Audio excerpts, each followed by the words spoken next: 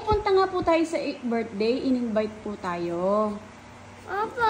Opo, pupunta po tayo sa birthday. Na-invite po tayo. Meron ba yung lechon? Lechon? Hindi ko alam, anak. Siyempre, na-invite lang tayo. Dapat may lechon. Nakakahiya. Ano kaya yun? Na-invite lang tayo. Magdedemand pa tayo ng lechon. Ano kaya yun?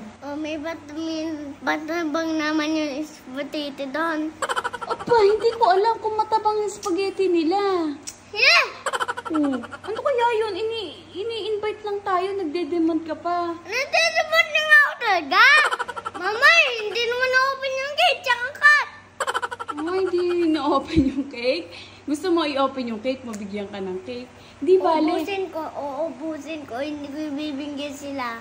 Hindi na. Kapag kami birthday, kung hindi nila tayo bigyan ng cake, okay lang yun. Babay na lang tayo ng cake natin sa bahay. Ganun yun. Invite pa tayo. Ganun talaga. Hindi lahat na.